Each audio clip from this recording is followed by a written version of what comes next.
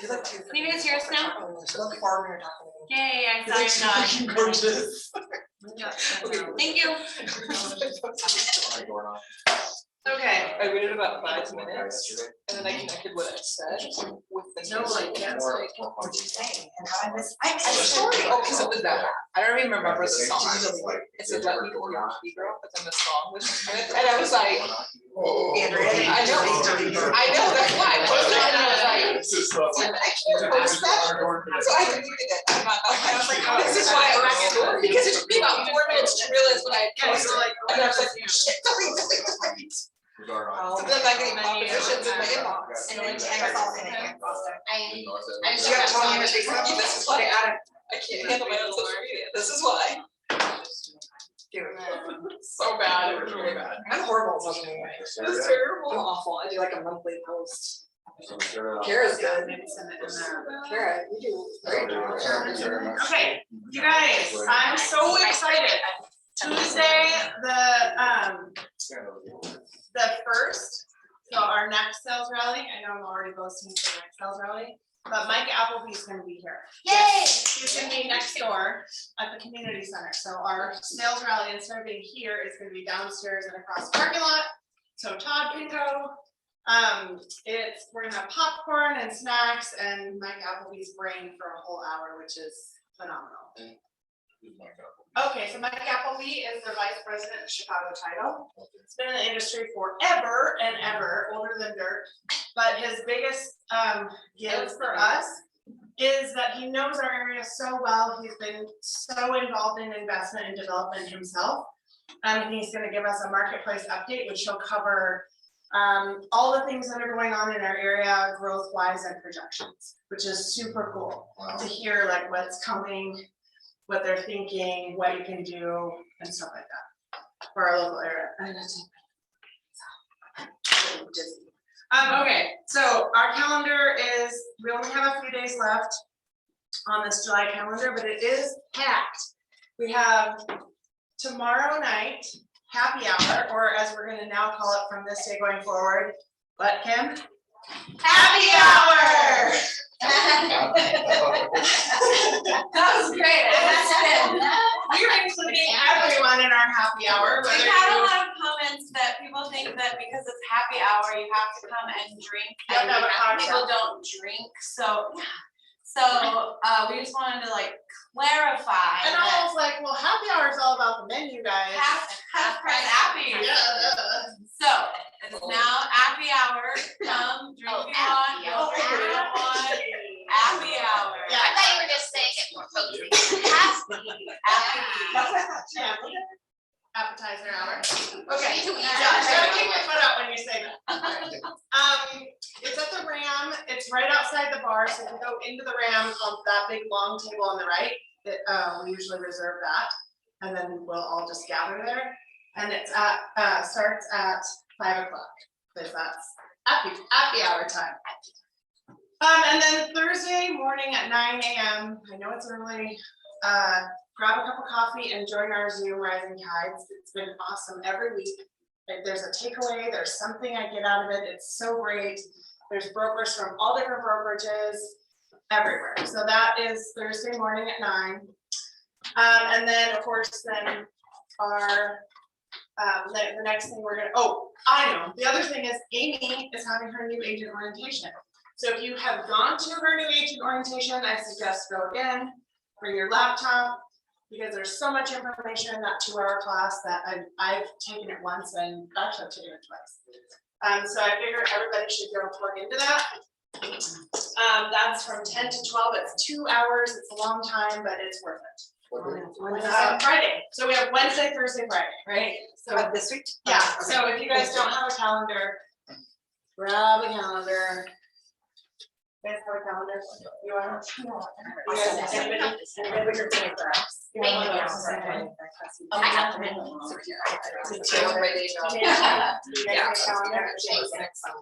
Okay.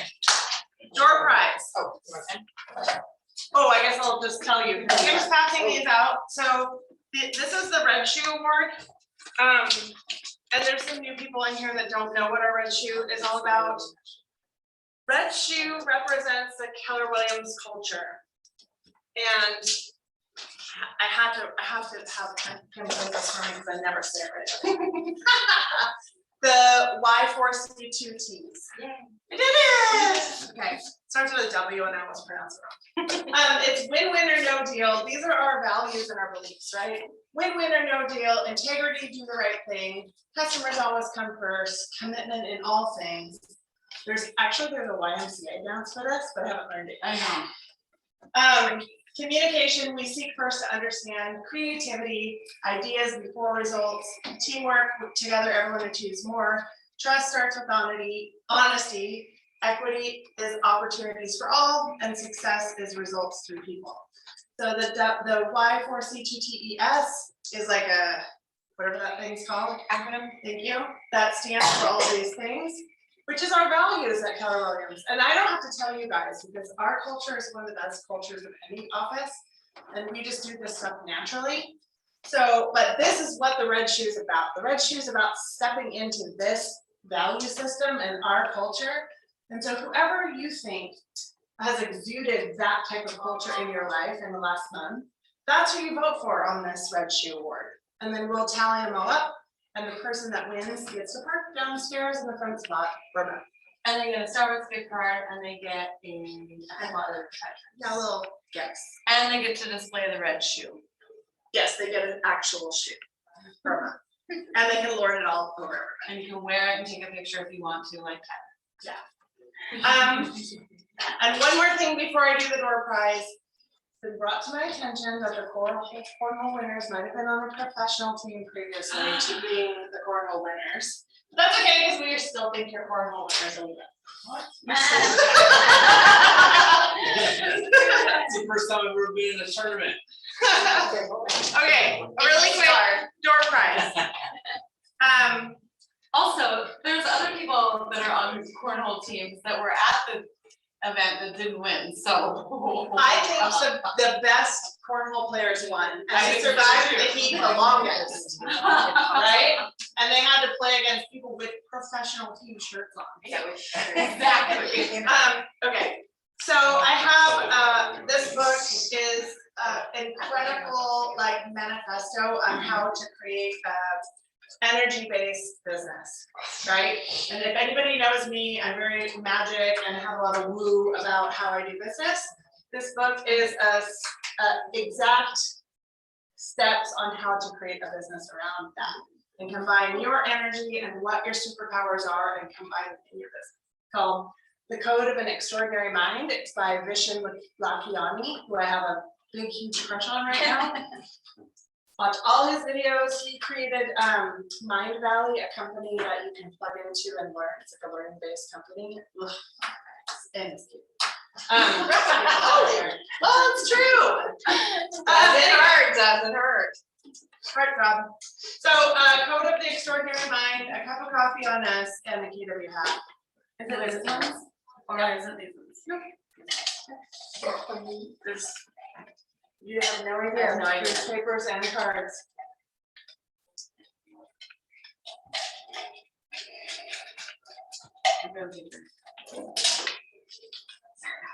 Andrea! Yay!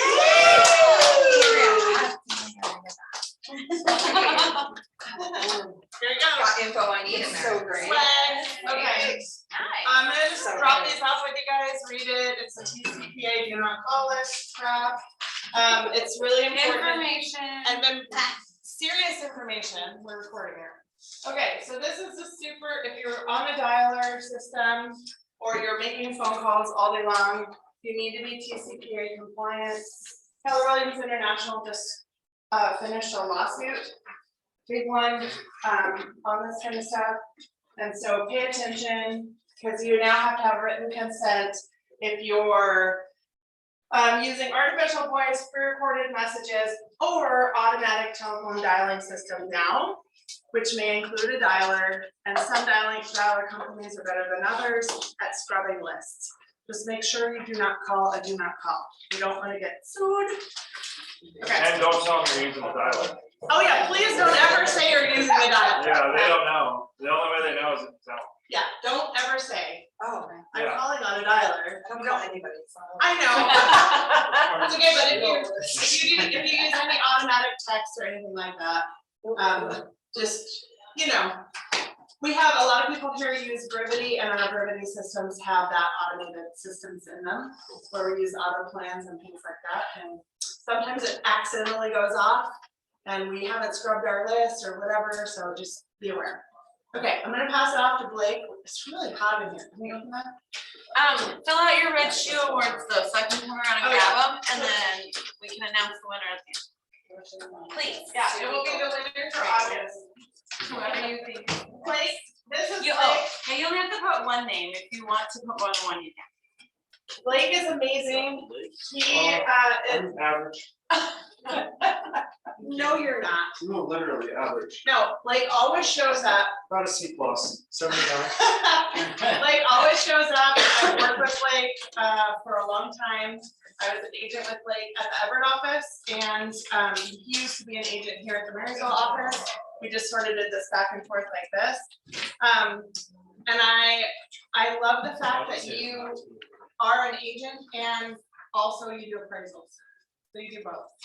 And one of the things that I learned to do when I was first in real estate was I learned how to do BPO, Yeah. right? That's very similar. Yes, and it's very similar, but learning how to do a broker price opinion and learning how to do appraisals and hearing about appraisals helped me build my career at the beginning, because I knew, and I was like, I had a foundation that I could price a house and be confident in that price on the market. Right. And I think that's a super foundation of what we have to have as agents. Yeah, especially right now. Right, especially now, and it's changed, so, okay. So,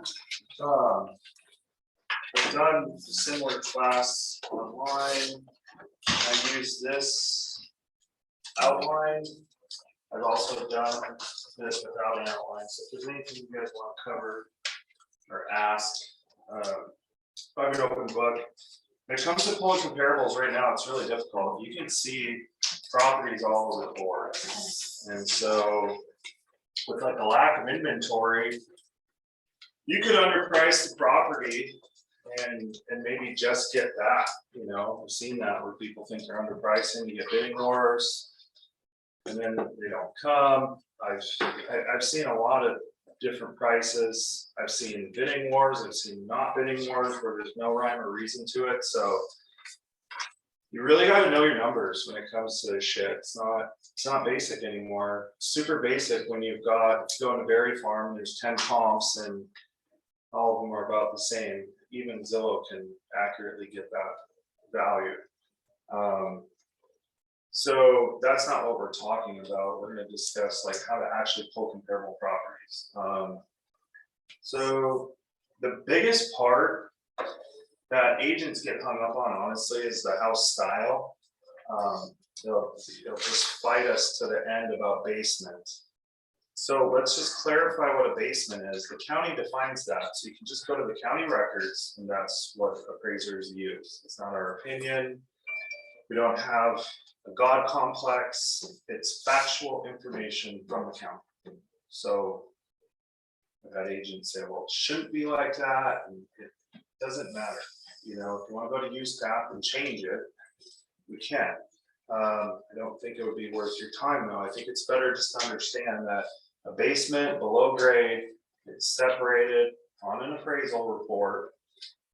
And so GLA is what appraisers use, which is gross living area, that's all above grade.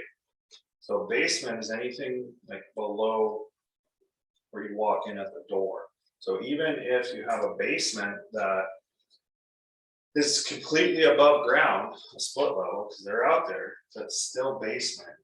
And it's not worth getting in an argument about that it's the same or it should be the same. It's just not worth it. So what you want to do if you have like a split level, you want to focus on pulling split level comps. You don't want to use 2 stories unless you're in a unique situation where you're in like Mill Creek and you have an extreme geographical boundary that is super important. There's not a single geographical boundary out here that I can think of that's super important. Sometimes Glen Eagle, Or even sometimes you can get out of Glen Eagle and find stuff that is almost as high in shittier neighborhoods because of the lack of inventory. So that's not the greatest, that would be the closest thing I can think about for like a geographical boundary that would matter up here. Maybe Frontier Air Park. I have a question, do you want me to hold it till the end, or do you Oh, go want ahead. me to just ask you? Because I've come across this with this basement thing, with a tri. And if you have a tri level, there are tri levels, but in our low inventory, it's really hard to find comps. Would you suggest going with a split level comp? Or, because the square footage then, like you lose so much square footage in that bottom section. So you're gonna focus on your GLA, so a lot of split levels are not gonna bracket the gross living area, because the gross living area is gonna be higher on a tri than most splits. Right. So This is sometimes what I you can wanted. get away with throwing a 2-story on there, but you gotta have a reason, you gotta paint the picture. As the agent, what your comps are, you can pretty much drive the bus on your appraisal if you take a proactive approach. You actually know what you're doing. If you just avoid the low comps and you just throw these ones up here and go, oh, here's what we use, but then you avoid the neighbors, that's just stupid, that's suicide. That just makes you look like you're selling somebody. You're So, bluffing. yeah, we only need to base our value on one comparable. There can be comparables that are low on the report, it's okay. It's not a perfect system where everything is gonna sit super tight on the grid. You know, I got a buddy who appraises and he just likes to get it all tight. That's not really accurate. It's okay if one's here on the grid, and then you say, hey, I based my value on comparable one because of this. So it's okay to have shit that doesn't support the value. It's just. So how far out, Blake, when you say, because I've heard that before, that you gotta keep it tight, right? No, I'm saying they keep it tight on their numbers, Oh, so they'll got just make adjustments and everything's just super tight. That's just not realistic for what we're in. It's just, there's no inventory, so, you know, you gotta have usually something within a mile, but you don't have to stay all within a mile. So if I have a try and it's like, say, 2,100 square feet total, but my GLA is like 1,600 square feet, say. I have to find another maybe 2-story with 1,600 square Or, feet. yeah, or ramblers, sometimes you'll find ramblers on tries. Okay. You know, like an area And that's, then you just make an adjustment for it being a rambler versus a second story. no, you usually find a rambler that, Okay, it usually doesn't, there's usually not a difference. okay. I can find one where I don't have to make. I'm like Difference. terrified of tri-levels. Every time I come across a tri-level list, I'm like, Well, oh, they're because better. it has a low Yeah. appraisal on one. Well, so they're better than split levels, just the fundamental floor plan, but once again, people need to understand, just go to the county drawing and look at it. Like, go there and you can see the tri-level is a 1-story with a basement. It's not up for debate. That's what the county has.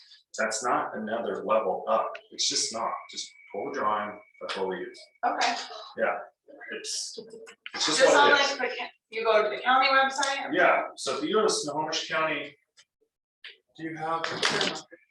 I'll pull it up so I you guys mean, can see. yeah, Cause then, you guys should be doing this on everything anyway.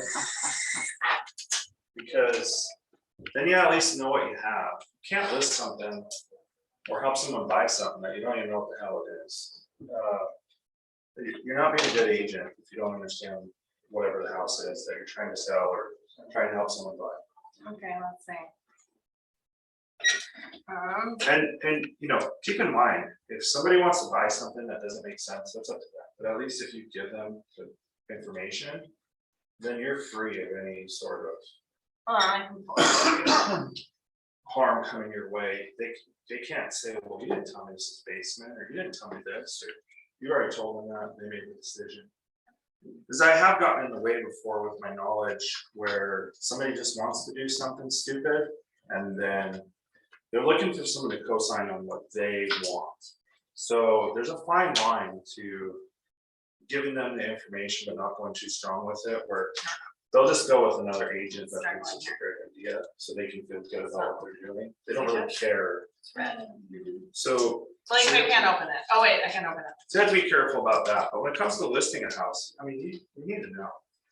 You need to know your list price, and Yeah. you need to have like a bracket.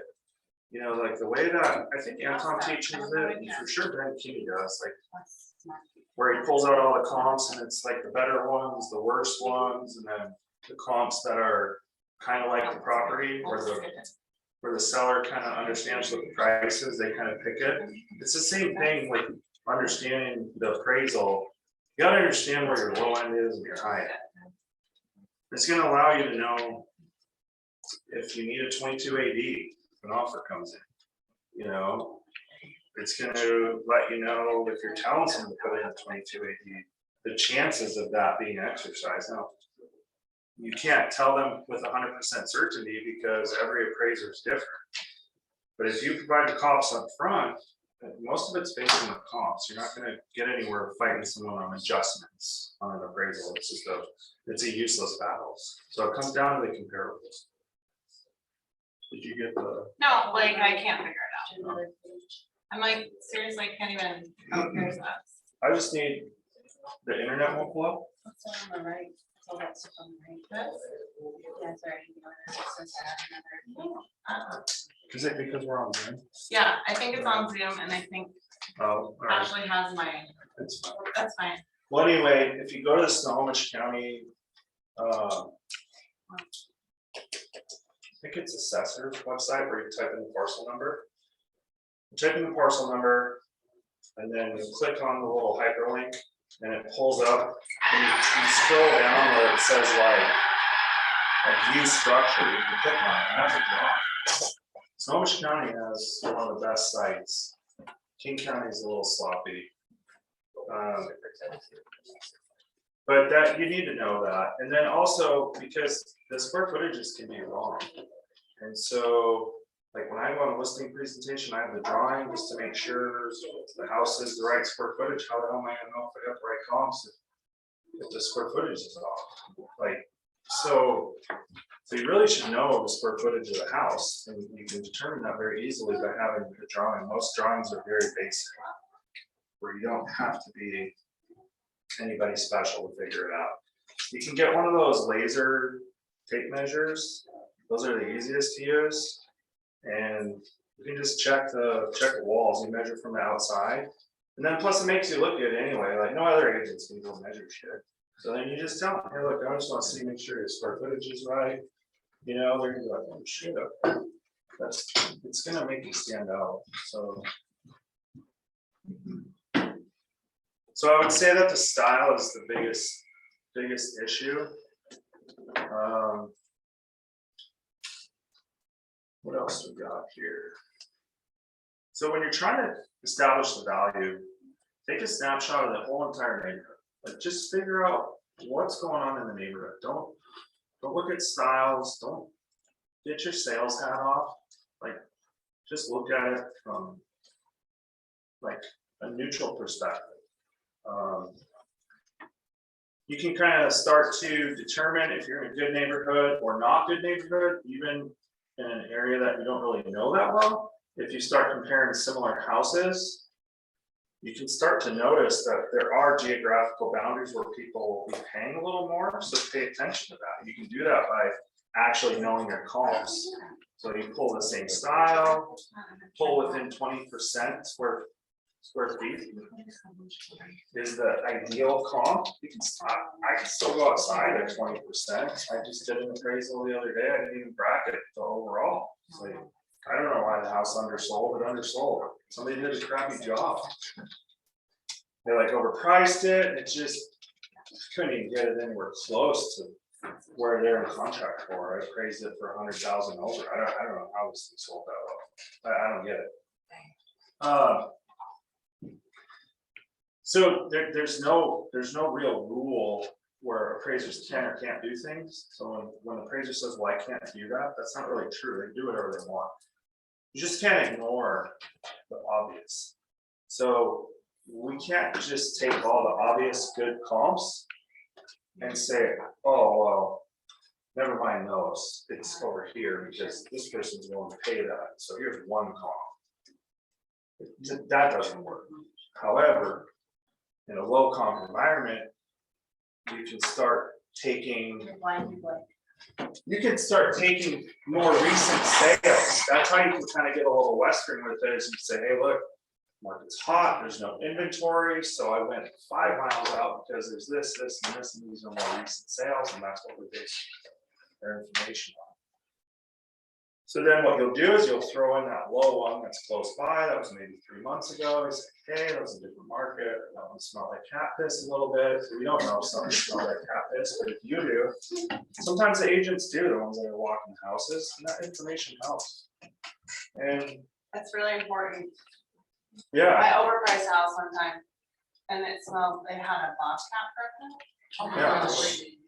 And yeah, I was a new agent, you know, so they had their price in mind of what they thought, you know, and I was yeah, a brand new agent, so I was like, okay, well, I just didn't know that we could not get rid of it. I was like, oh, we'll just, you know, we'll put some kills down, and by the time we get it on the market, there was nothing they could do, but it sat and sat and sat forever. Right? Yeah. Until I found the one person that didn't care, and then they bought it. yeah. And so we only have pictures to go off of, so we can only do our best with what's given. So if you have good information that is pertinent to a low comp that is low because of some factors that you personally know about, that's good information to give the appraiser, and to steer them away from that, and then provide the right comparables, and then you'll avoid them just looking at that, being in a hurry and basing everything on that. And then it's a lot harder to have them fix it when they've already created the report. It's a lot easier to just go on offense and provide the information. There's a property search thing, so you just put your, like, a parcel number in that. Oh, yeah. Yes, sir, Jason. I have 2 questions. Yes, sir. Are appraisers required to go do like a drive-by of the comps? That's question 1. And question 2 is, have you heard of this new thing where they're doing virtual appraisals? I had this happen recently where they sent out a photographer and they did like a Matterport 3D scan of the inside and outside of the property, and the appraiser did the appraisal off of those scans. Yeah, it's horrible. I won't do them. They're trying to. So what they're trying to do, hold on. So, okay, I just kind of went through that. So you type in either a parcel number or an address, okay? And it's the assessor side. Sometimes these are hard to find, but I think maybe if you Google Sumner County Assessor, it'll pop right up. There's a couple different versions sometimes. So once you find it, what you do is just star it and you always have it. That's what I do. Bookmark it. Yeah, bookmark it. So then what you do is you just click on this hyperlink. This is my little house. And so you scroll down to view detailed structure information. And that is where you will find said drawing, which I don't know why it's not popping up. There it is. Just Just slow. the internet's a little slow. Yep. So then you just print this off. Now, like if you were to go to Zillow, it says my house is 948 square feet, right? And I don't know why Zillow does that. Zillow sucks at a lot of things. They have a really good search site in a lot of regards that's like really easy to use, but it's not super accurate. So I want to say sometimes Zillow just uses the gross living area. This computer is too slow, I can't do it.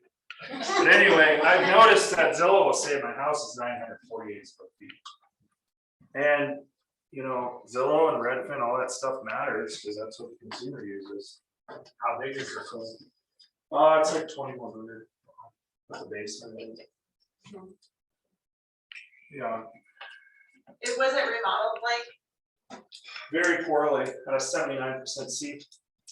I did it. Okay. I'm very average at a lot of things. My remodel is Well, I was average. gonna at say, best. just like, my dad's house is also the square footage is wrong, but it's because it was an old lake cabin, and then over the years, there's like been space reclaimed and changed. For whatever reason, they just I don't know, I'm not certain, but that just brings up what I'm trying to tell you is super important, to just have a measure and just have an idea what the house is.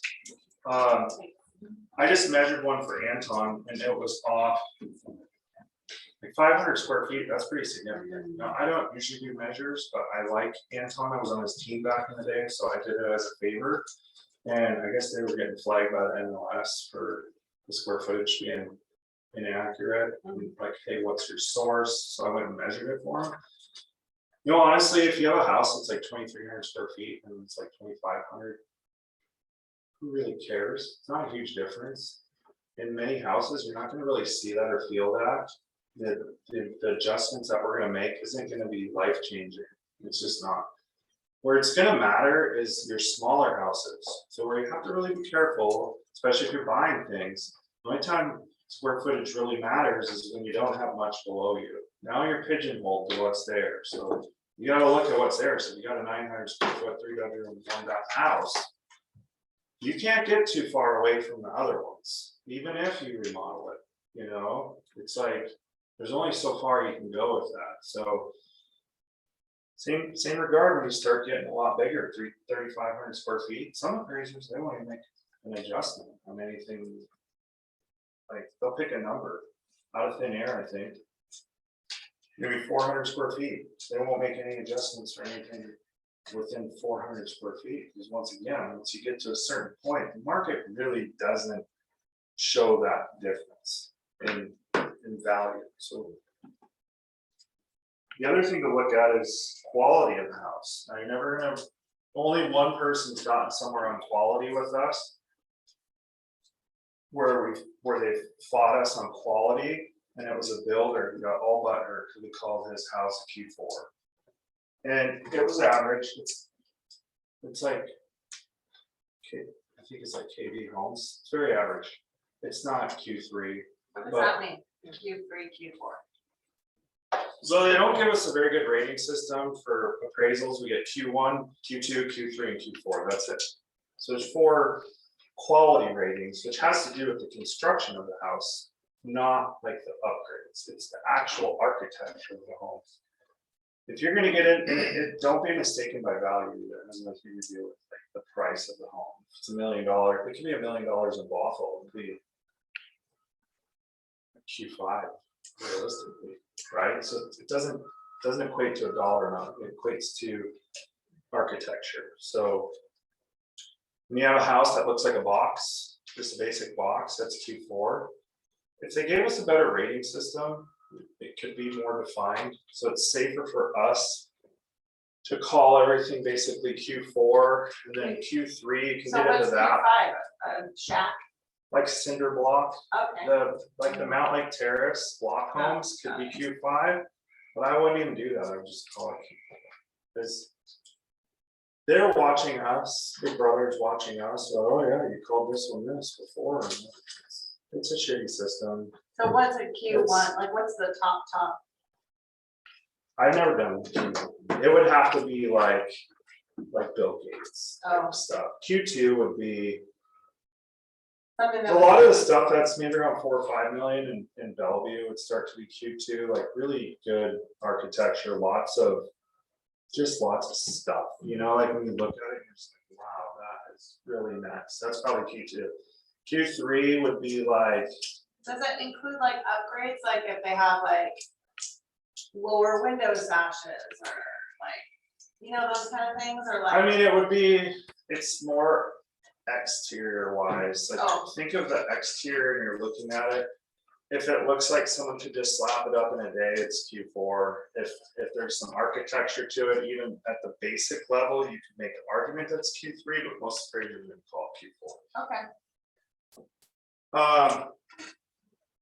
And so that makes a difference. So don't take a really shitty house that is a box and then compare it to ones that have, where you visually look at it and you're just like, wow, this house is really nice. This is better. Don't use that as comps. Now, you can use that to try to sway the appraiser once you get contract price if it's up there, certainly. But like when you're pulling comps, at least know like You know, like on a Rambler, the ones that have like the higher ceilings that are just a little bit better than just the basic ones, those are like Q3. Not like the Rambler that you can't tell if it's a Rambler manufacturer. Yeah, don't take one of those ones with the You know what I'm pitched talking about, roofs right and all that and compare it, to, you know, you got some shitty mobile looking one. Alright, so how big are the adjustments for those qualities? It's not gonna be that big, you know, But it could be 20. but the thing is you're not gonna find them on the report, that's the problem. So you're gonna find all the ones that are more similar. Okay, They're just not- they're not gonna put those on. Say that I have a Q4 house, Yeah, all the comps that I can find, you know, because there's like hardly any or something, so I'm like stretching to find comps, but all the comps I can find are like Q3 type comps, like they're a little bit better architecturally, they have more windows and roof pitches and they just look better. But what if I'm looking at that and I'm going, oh, great, all the comps I can find are like these other quality comps. Should I do in my head? Should I like you should Go. find, dump Go 50,000 further. off the price or? go no? further out, now you gotta find the right comps, cause they're not, I'm just in appraisers. the wrong, I have the wrong stuff. Cause you're gonna go Yeah. out when you're doing the appraisal and find different comps than I. right, cause yours are sales, not comps. Oh, God, yeah, It's just a close sale. yeah. So that's what a lot of, we come across sometimes is, you're just giving us close sales, which is great. It's just not necessarily comparable, but don't get too hung up on quality. All I'm saying is, don't sit there, you can look at it and decide, like, if your house is nice or not compared to another one, just look at the outsides. It's very obvious, it's not a science Well, at 'cause all. I'll say, one of the things I do, and tell me if this is a bad habit and I shouldn't do it anymore. One of the things I do is I go into Home Spotter. I love my Home Spotter app, right? And I'll have an idea of what I think that we're gonna list the house at. Then I go into Home Spotter, grab an area, right? And then I pull up the list that I can just scroll through. And I'm scrolling and I'm looking at, okay, here's the house that's 100,000 less, and I just kind of look how the price creeps up. And I go, where would our house sit in this line of houses, right? And you can kind of see, you can go, oh, I know I'm way out of it because there's no mobile homes in this area, or, you know, you know what I'm talking about? Yeah, I would not do that. I Oh. would It's like my spidey sense, that's how. I would, so you're probably somewhat accurate. The problem is you're going into it with a preconceived notion without looking at the current data. So it's always changing so much. So like, when I look at a house, if someone asks me like, what's it worth? I'm just like, I don't know, I haven't built the comps. No idea. Like, it could be the easiest house, and I'm just like, I don't know. It's like, be no better than his estimate, if I were just to throw you a number right now. And so, everything's changing so fast that it's just better to just look at the comps and just take a snapshot of the overall neighborhood, see what's happening. Look at the days on market, and do your agent stuff and just figure out the bracket. Because the biggest thing is if you know kind of what your high end is, but you have a house that a lot of people want.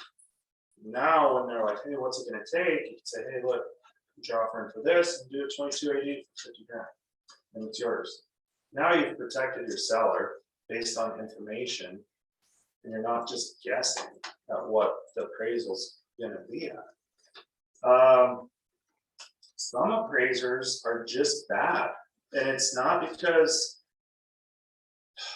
they don't know, they know how to pull comps. Their wife might have cheated on them. Their kid could have told them, fuck you, you're a piece of shit. They could have 15 reports going on and don't know which way is up, down, left, or right. So you don't know. That person who's going out there and appraising it, they're no different than you walking into like a seller's life, right? So it would behoove you as an agent to represent your client on either side to take the offense, because also that appraiser, he might not be getting paid that much money. He could be getting taken advantage of by at a staff appraiser place. And he's feeling overworked and running around everywhere. And so you're not always getting the best version of that appraiser. So you guys can take the future in your hands and provide comparables to, and then what that tells you, if appraiser's like, oh, I don't need comparables, well, then he's a dick, he's arrogant, so you already know that up front, right? So then when they say, oh, I don't need them, I know what I'm doing. Hey man, just trying to help you out, you're probably busy, I already got these comps available, this is what we use to price it, what's a good email for you? If you don't wanna use them, that's okay, I just wanna make sure you know, blah, blah, blah. That's it. I would try again, and if the guy doesn't want it, he's got issues. I love comps, send me some comps. Could care less, you know? And if they're good ones, then I really like that agent, because they save me time. Okay, well, we're gonna have a cup of coffee and talk about my way and then. Well, you probably have an idea, like, there's a lot of agents that know an area, they just have a really good idea, maybe they're watching it a lot, so they know. But with everything just changing, and then you guys are out here in mobile home country, mobile homes are tough, you gotta find stuff on, you know, you gotta find mobiles, you know. Mobile homes are tough. Yeah, like Yes. you guys can go 10, 15 miles on mobile homes, if you're on acreage, and you're in Snohomish. Fuck it, you might be up in Stanwood with some of your comps, like if you're an Oh, you can equestrian. go 15 miles on a mobile? Oh, yeah, I've been 20, Oh. trying to find the right stuff, because you just gotta find the most similar property. But if So I'm if you got a looking- double wide that's got a horse barn, and a riding arena, you gotta find other stuff that has a That horse was barn. maybe- or a That's riding what they arena. have, And sometimes you're ending up, you're going far, right? so do a better job on your listing input to help other agents I out, so. have a question about that. You're saying you're gonna go from Stanwood to Snohomish. Easily, on a question, all So day. the number one thing in real estate is location. And so you're changing Style. totally different locations. No, I started with style. So what's really important is style, Yeah, but you're talking mobile homes. right, an equestrian. So So how do why, you why find- change, Mobile with the why barn. change the location, which everybody knows is the number one How by. much does it cost to put in a riding arena, a Exactly. barn and fence? No, I'm asking. Well, much that's does it what- That's cost? what my point is, my question, if you let me finish, that you're saying, hey, it's more important to change the location than to say, we got this other mobile that doesn't have the arena. What's the cost to put that arena in and do it that way? So that's my question. So equestrian is very difficult property. So what is the cost to put in an equestrian riding arena? Fence? All the outbuildings that are on there? Can I guess? That's your I'm conversation. gonna guess $250,000.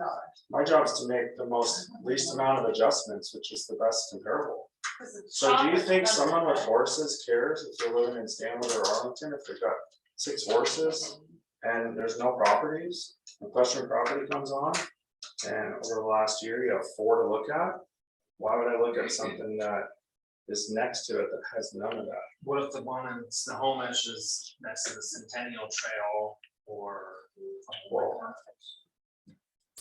We could play, but listen, here's the thing with appraisals, you can play the what if game all day long, there's gonna be so many different scenarios. That at the end of the day, when it comes to equestrian properties, what's to take away from this? Is equestrian properties are very specific. And you need to find equestrian properties, those are the best comps here in the story, I don't care about location, so throw a comp on there and make a couple of adjustments, that's fine.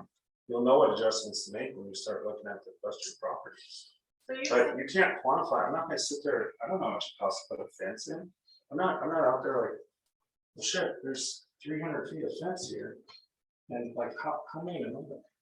Anton told me a long time ago that if it doesn't exist, you can't count it, because you can't put a price on the what if scenario.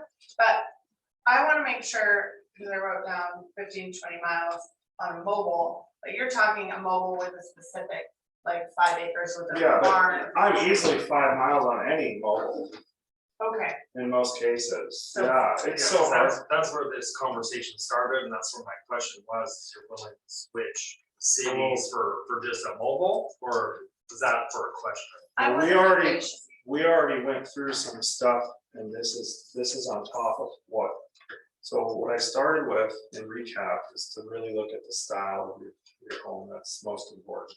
Tri-level versus tri-level.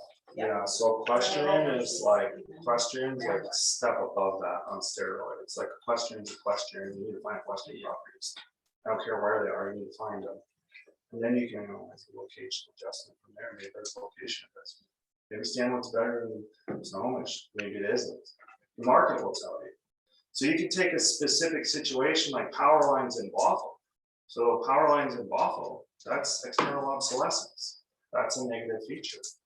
But there was a time where at 700,000, market didn't care. There's no difference between a house that was on the power lines and was not on the power lines. Same freaking house. Adjustments, nothing there. So I'd make like a small adjustment so that Big Brother doesn't come knocking on my door like, what the hell? There's power lines there. So you make like a $5,000 adjustment just for the sake of it. But then you go up to $1 million in that same area, and now there's an adjustment. It's clearly there. So the same factor is nothing is the same. You always have to know your product. You always have to look at your comparables, and you have to go from there. You just have to. If you're on a busy street, you need to find stuff on a busy street. Period of the story. That's just what it is. So external obsolescence, depending on price and quality of the home. The external obsolescence is a separate factor, has to do with location that you can't change, busy road, power lines, Right. commercial influence. You know, so if you're next to a 7-Eleven, nobody wants to live next to 7-Eleven unless you're like a cheaper or something, you know what I mean? Like that's, yeah, that's like that's a negative feature. People want to be in quiet little cul-de-sacs, quiet streets. You know, you're getting the weeds on light arterial. I try not to go there. We're all real estate minded though, and I know you are too. You just have your appraiser hat on right now, but that's how we think. When we're trying to price it, we're like, I'm like looking at the house by 7-Eleven and I go, I know clients that need that square footage, they can get into the house because it's cheaper, except that agent priced it too expensive. Which is fine, so you gotta find something that's next to a commercial building, that's a comparable, and then that's most likely what your value is gonna be based on. Same as a question property, you're gonna find a question. How old, so say I can't find anything. How that far back in comps? I mean, we go like a year, anything beyond that, then we're gonna have trouble. So we're not gonna go beyond a year. So Blake, would you say the same thing then for like, let's say a tri-level, which is an unusual type of property? I wouldn't say Versus- tri is super, I would say tri-levels are fairly common. They're just not for sale all the time. There's comps, every time I pull a tri, Yeah. there's So would you always go out comps. like potentially to an adjacent city to get that? Oh yeah, tri-level? depends where it's at. So once again, geographical boundaries, you have to look and see. Is there a difference in geographical boundaries? So the best way to do that, you can take any style house, try to find the most similar houses. Let's say it splits. Take when you're in 98012 versus like King County, Bothell. You're gonna see a difference, likely, sometimes not. So you have to determine if there's a difference. Try to find 2 stories, they're very common. So start grabbing them and see which ones are very similar in condition, age, and then just look. It's like, holy shit, this one's in King County. It sold for 60,000 more than what Snohomish County is. So now you kind of know what adjustment to make when you're listing the property. Now, if the market wants to pay more because there's nothing there, well then throw the appraiser those comps across the county line. It's not gonna hurt anything. They may use them, they may not. I use stuff across county lines all the time. You know, it's just, it's literally a situational thing every single time. Okay, so that's why you start with your subject, you measure it, you look at what you have. And condition is also a huge one, because it's a big variable factor of, well, how much does it cost? Well, if you have legal in there, and I fix up my house, I'm gonna do it for really cheap. But if I hire somebody, it's gonna cost this much. Well, you're gonna end up with the same product unless you're me. Like, but if you're good at construction where you care, you're gonna end up with the same product doing it yourself as hiring someone who does a good job. So the cost is variable. It's not, or you could be terrible and look like you could get taken advantage of by contractors. So you could get high bids up here, take all those high bids, and you could have someone who's more reasonable, more savvy. And so there could be $100,000 cost for this person, and $60,000 for the same product. So the cost doesn't matter how much it costs to get there. So when you're looking at condition, you have a house that's like, take a house that has like laminate countertops, kind of like this, right? It's more updated with the grays. And then you've got grandma's house, where it's really clean, but it's like 70s looking. That is considered C4 condition. It's original. It doesn't mean it's bad. It just means it's dated. C3 is very average, right? Just a lot of homes are C3 that are currently updated. C2 would be anything from like 1 to 5 years. So it's like newer type stuff. And C1 is new construction. So those are the categories. So when it comes to the stuff that's beat up, you've got to find other comps that are beat up. You just have to. Don't take the ones that are better and be like, oh, mine's just, oh, it just needs this. No, that is not the right way to do it. And you're setting yourself up for failure. So then, in the same regard, when you have those beat up houses, it doesn't matter if it's 70s and it's like livable, you can get somebody in there and they'll probably pay more than if it smells like shit and you have to do a bunch of work prior. It's the same amount of cost to get the product fixed though. So that's the argument that you can make with the appraiser. It's like, look, this needs new countertops just like this one needs the same cost. So if they're trying to beat you up on condition, it's essentially the same. For you guys, obviously, the marketability, I also sell really shitty houses. I barely get good ones to sell. So I'm very knowledgeable in this arena. The biggest changes you can make is getting someone who will, you gotta trick them into thinking they can live there, right? So that's the biggest jump you're gonna get out of a piece of shit house. So if it's got some I like to smells. call it painting with vision. Yeah, if it's got some smells, you know, if it's reasonable to go in there and just throw some kills in there and whatever. And so there could be some things where you could benefit your seller to do some punch list items to get it where someone will move in, right?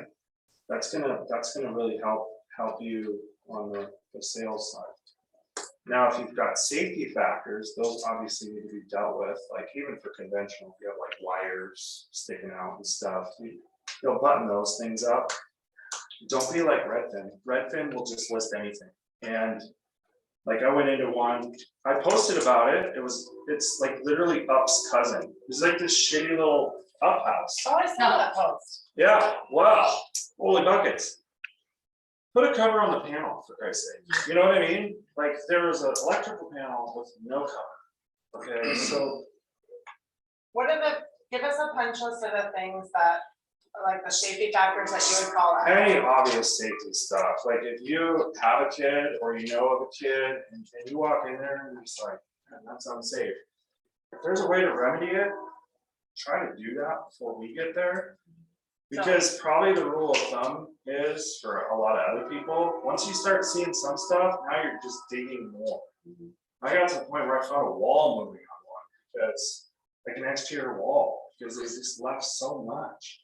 And they went FHA. It's a Keller Williams agent. I don't know what the hell they were thinking. And it was like, they just made no effort. And so if you've got stuff that needs a little bit of love, try to fix some of it. So like if you don't have covers on outlets, just put covers on it. That's like a basic one that, you know, a kid could go stick something in there. Even in your showings, you get electrocuted, who knows what happens. Should they do it? No, but there's people that like windows and, you know, so then when I go in there as an appraiser and I see some basic things like that, then you start looking a little more, you know, like in that Up house, they had like the water hooks at the kitchen, which I've seen before for like the dishwasher. It's like, okay. So then I go into the bathroom after looking at all this other stuff messed up. I'm like, God, I wonder if this water even turns on. Does it turn on? Nothing. So you got water in the kitchen, on. Water in the bathroom, on. Well, obviously there's a plumbing issue, right? Now the utilities aren't on properly. So that's a requirement for all lendings. So, you know, There's quite a few new agents, and so maybe can you just go over the list of things that are required for FHA? Like on an appraisal, the things you would call out if it was FHA versus conventional? so there, if you go online, there's the manual's on there that we have to follow. So that's good information to have. Okay. It's like the 4001 something guide. What? Just Google- Where? Yeah, Oh, you go on Google? 4000.1 or something. Yeah, just go on and just Google FHA guidelines, and it's 4000.1 is the edition. And there's an appraiser section on there. It's a huge guide, but once you find it, everything's outlined on it. And what they don't want us doing as appraisers is just calling everything out, just because we're like afraid. And that's what some appraisers will do. So that's why you'll want to have that guide. So some of the things you'll find on there that would be silly would be like, you know, the water is supposed to drain away from the house because the foundation. So if water's going back, and it could end up in the crawl space, you could have weakened foundation over time.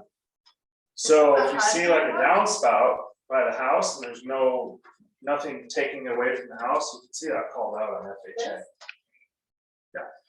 Yeah, that's it. And so you'd look at that and say, wow, that's freaking stupid. Well, it's on the guide. Also a big one is the water heaters need to be vented out of the house. So they have the blow off, the water heaters do, those just need to be vented out.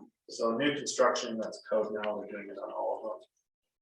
But you'll find it on FHA. So the hot water heater blow off, that's a big one. And people try to rip people off on that. Like I appraised one and the guy was like, oh, I'm getting quotes for like $1,000. I'm like, holy shit, dude, it's just PVC pipe. And it takes like literally 15 minutes to put in. The drive time is more than anything. So I gave him a plumber that I knew that would do it for reasonable. He did it for $300. So have me go out and appraise your shit. I'll even give you vendors to fix your problems, save your clients money. I don't know if I'm supposed to do that, but I just felt like that was the right thing to do. Like $1,000 to run a pipe like this long and drill a hole, that's nonsense. So once again, that goes back to the contractors. You know, it doesn't matter what something costs. So with the FHA, you know, we're looking in the crawl space. We're looking in the attic, but we just only have to do like head and shoulders deal. So if you have your bathroom vents that are not vented out of the roof, that'll get called out on FHA. If your insulation's hanging and you've got like garbage in your crawl space, that'll get called out on FHA. So if you've got hanging insulation and you've got potential rodent issues, it'd behoove you to just kind of get that up a little bit if there's just a couple pieces hanging. Right? Like, there's no reason to have it called out.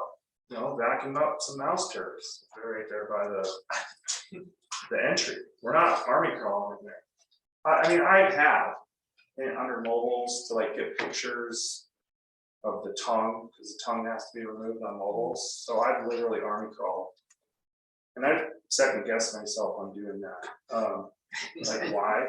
What am I doing? So I've kind of stopped doing that, and I just take a picture from the spot. Yeah, I mean, but you know, we're looking for tie downs on mobiles. Mobiles are, when it comes to mobiles, especially with FHA, it's a little weird. Like one lender, they're just like, they require like a structural engineer to certify that the foundation is to a standard. I can't do that. they come back at me and say, make that subject too. I didn't even know what it was. So, okay, I copied their comment, put it in there, and then they were like, what do you need? I was like, honestly, I don't know. I was like, never seen this before. So I was like, just, call around to some people and see what you can find out. And he figured it out and found out.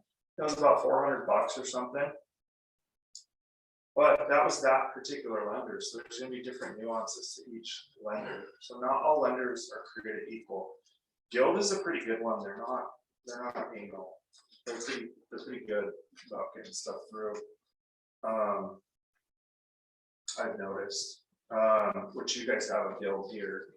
So, what else? Roof stuff is probably gonna get called out if there's damage inside. It's really hard for us to call out the roof's not good, unless it's like missing shingles and then in the same regard, it's gonna be really hard for you guys to get a roof cert. So if an appraiser calls out a roof, you guys are kind of screwed because most roofers, why are they gonna go out there for $200 and certify that the roof's good for 5 years? You're a horrible roofer if you do that. It's just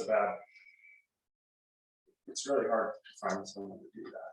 So I'm gonna push in and say, we're not screwed, we just have to know the information, be able to relay it correctly. So if it's our listing, we have to be able to let our sellers know. that could This is become gonna an come up. issue. Yeah, that's could be This an will issue. get, I always am like, this is gonna get called out, I always say that, Yep, and then the next step is when it doesn't get called out, I'm like, oh, I guess I was wrong. It's fine, but when it does get called Well, out, then and- like, it's gonna, yeah, well, and a good way to display that information, honestly, because I do it when I give information. I say, hey, this could be an issue, however, I'm not certain, because I'm not the one making the decision. So I'll say something like, well, if it was me, I wouldn't, but that doesn't mean that it won't become an issue. And then at least that way you've given the information, once again, and they get to decide what they want to do with it. Do they want to list it with the roof sketch? Do they want to put a new roof on? Like, that's up to them, it's not up to you, like, you're just giving the information. So, but yeah, when you have a house that has lots of issues, it's probably better to not go FHA with it. If it's borderline, then leave FHA on there for terms and use those FHA offers to bump up the conventionals. Like that's the right way to do it. But you're not going to want to probably take an FHA if you've got a lot of issues, especially. Nobody likes lending on mobiles, okay? So if you just see something that's not looking right on a mobile, just have them tune it up. Like if there's like a piece of rotted siding, it might be smart just to change it so that.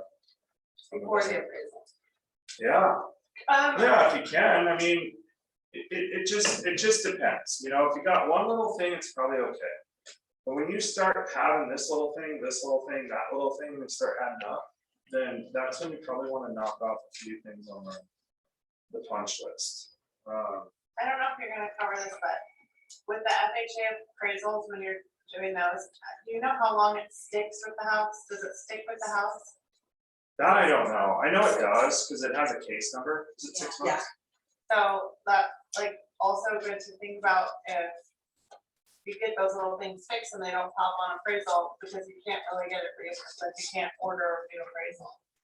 Or Yeah, could you, never mind, I'm going down around. well, that case number's stuck with it. I don't know where it goes from there as far as like, but I do know that lenders were trying to figure out what appraisers were gonna do before they go out on FHA ones to determine if the appraiser was gonna do something they didn't want, and they would just cancel the appraisal and then get a different appraiser on FHA ones. Yeah. So, Interesting. yeah, there's all that shady stuff still happening. It's part of the deal. It's never gonna change. Is there a difference that when you're looking at, when you're out appraising between FHA or like a VA, do things stand out So for VA or Well, I something? don't know VA, but it's about the same. Okay. It's pretty much the same standards. Got it. I will tell you guys this, that there's no such thing as like an FHA appraiser, or like, people say, oh, the FHA appraisers, the VA appraisers. They're the same freaking appraisers that do conventional or whatever else, right? It's not, they're not different appraisers. Right, they're just looking, Like, they have a they different just guideline. have some basic guidelines they gotta follow. Now, VA has gotten a lot better. They used to be pretty anal about stuff. I'm pretty sure they backed off because they made it really hard for vets to get houses. So it's not really a benefit if you can't get a house because everything's picked at, you know? So I think they have started to be a little more lenient on stuff.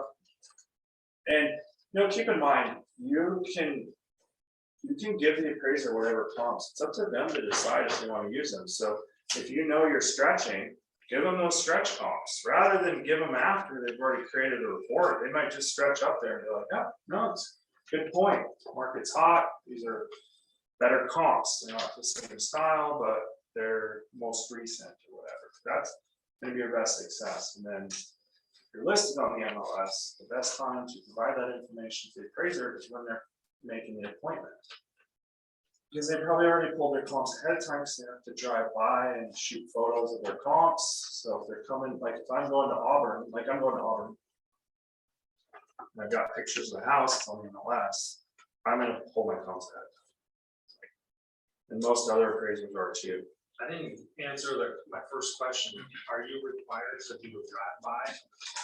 Yeah. Which is antiquated and out of date, but it's still a thing. Yeah, because they look at a satellite map too. So then they're using technology to be like, oh, hey, what about this?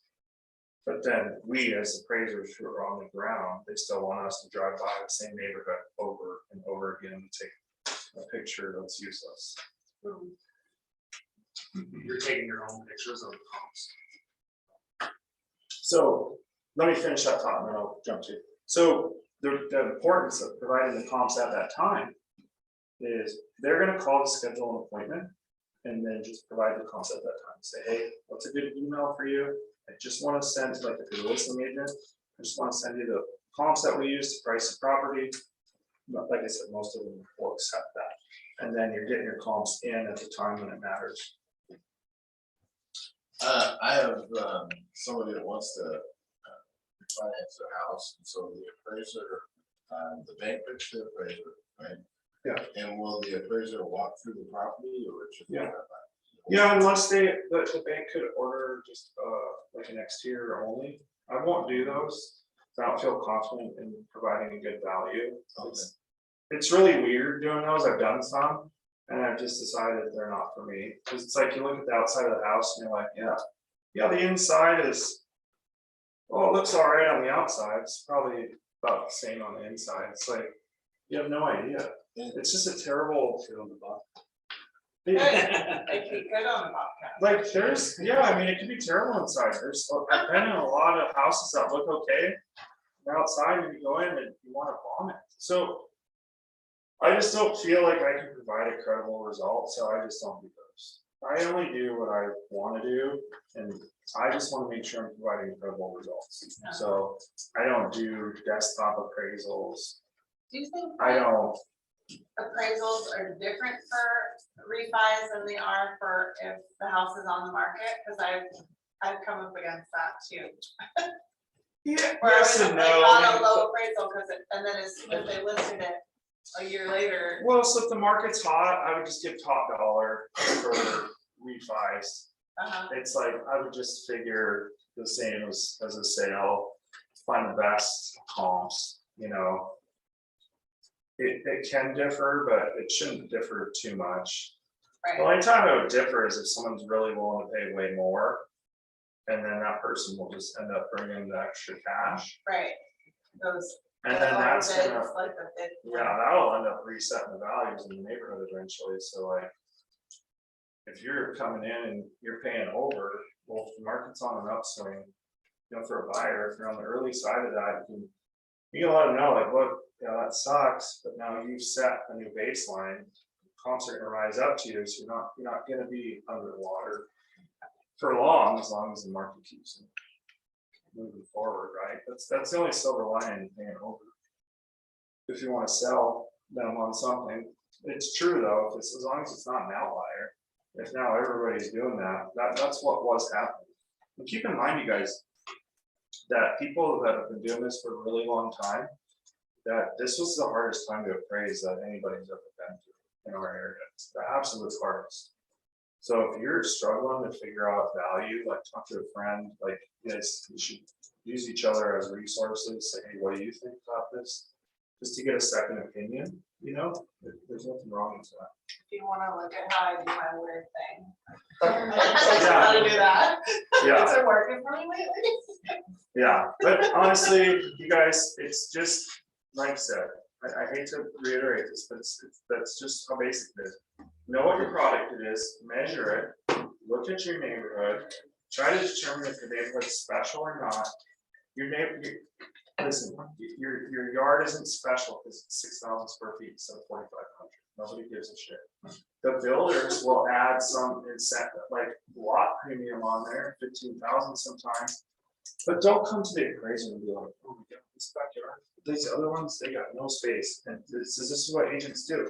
We're not buying, we don't care, don't sell us, don't sell us, it's a bad look. They'll be like, oh yeah, these yards have no space, but this one, we got a patio here and this and that, it's like, yeah, okay, cool. It doesn't matter. It's Okay, that's statistically insignificant. This brought something else to mind. What about like a patio or a pool or like the covered back space that's so popular and Yeah, the covered ones are getting tricky, so we're getting more information on those, but once again, like Anton said, if it's not there, you can't make an adjustment for it, so those are becoming more common. And so, so if you have 3 houses that have the really nice covered patio with a fan and like that yeah, I outdoor mean, space, that's pretty and then one that significant, yeah, it's, so you gotta do a good job of finding good comps. If you can't find one that has that, you might find one that's a little better quality, just a little better neighborhood, and then call it the same, would be a way you could fudge that without getting in the weeds. Right. Because if we get in the weeds, then they start asking, well, what about this? And what about that? And what about that? And show me this and show me that. Well, we get paid the same no matter what. We're not analyzing light switches, you know, like they'll get down, it'll just be someone sitting behind a desk asking whatever. And you're just like, what? Okay, how about the pool? The They're pool, say you have a pool, but there is no pools. there are pools. I mean, but like nobody else has a pool, you cannot find a house. with a pool. You will find one. They're there, What if I don't? but you will, because you'll go further. But like, They're there. can I make a We have to mental find it. adjustment? Can No. I be like, no, No. Because, find a pool. well, what I found with pools, just because I have some experience with it, because I bought a house with a pool. In Marysville, a pool is not very good, it's not very great. But if you're in like Bellevue, and you got a fancy house with a pool, Well, that's, gonna find a pool, but that's what I'm That's saying, there's more other of- pools. you know, and if you have like a shitty San Juan pool like I I have, know. that's older, fiberglass. Yeah, it's cool to some people, but are they gonna pay more for it? Not necessarily. So I priced my house like basically without the pool. Until my neighbor sold way higher, like the week I was gonna go on and change my price, and fucked it all up like any good agent would do and lowered it. It was all good, but yeah, it's, the pool is not really a positive feature, honestly. They're very expensive to maintain. I know, but should I just like go, okay, ours has a pool, I can't find any pool comps, and it's gonna lower the amount of people that are gonna look at, like, maybe wanna buy this house, because not Yeah. everybody wants a pool. Right, And so should I lower would the price price it- by like 29,000? no, I would just price it the same. Oh, the same, Yeah. but then they have the Yeah, upgrade so of if having a pool. Correct, so then that way the person who wants a pool, they can have it, but they're not paying for it. Got it? And then you might get lucky and get 2 people that want a pool fighting over it, which will then cause it to go up. But if you price it up with a pool, it's not gonna work. Okay. Yeah, but I'll make positive adjustment for it in a lot of cases, because having a pool, if you can afford it, it's cool. If you don't mind paying for it, taking care of it, it's nice to have. On a side note, I'm listing something tomorrow that has a splash park in the backyard. That's it. Yeah, Like it's their like a own, tiny little one. their own Yeah, private splash park? yeah, Wow. yeah, so it'll be on tomorrow. I thought you said you only get crappy listings. I said randomly I'll get a good one here and there. This one I was painting. It was a crappy scenario. I was painting, the picture was bad, my back hurts still. So it wasn't that great. It's now Is it in town or anything? Arlington Heights, Oh. half-acre shop, splash pad, a Rambler, Does it have, 1,600 square feet, 4 bedrooms, 2 baths. does it have external obsolescence? No, Just have to ask with Darlene. I want to use that word too. I can start using it all the time. I was like, "Ooh, I think. Yeah, that's in school." and it's, you guys, it's super important to point out that external obsolescence to your clients, because here's the deal, they're not gonna think that Busy Road's a big deal, that's why they freaking live there. But what they don't understand is they've just knocked out literally 80% of the market probably, or some crazy amount, it's high. Because when I did my house in Marysville, we fixed it up, I listened to my wife, I still stayed within budget, so I didn't listen to her to the point where we didn't make money, she's a terrible business person. But I listened to her to the point of how to style it. And she did a great job. Everybody, I let someone else hold the open house, and then I went into the second one, and everyone was like, oh, wow, we love it. But people would not offer because of the Busy Road. And then what happened was, this is a little off topic of appraising, but it's important to note that the realtor echo chamber matters. So whatever everyone else is doing, as much as it sucks, just do that. Because that's what everybody's hearing. So like if 90% of the realtors are saying, oh, underpriced property, and if the property is listed at this, you have to search for stuff like below because it's gonna escalate. Just do that. Because if you go against the grain like I did, I knew the market changed. I was already listing to offload my property because I knew rates were gonna go up. When Jerome Powell said inflation was transitory, I knew he was full of shit. And it was no different than the COVID stuff, just in a financial way. So I was like, yeah, there's issues here.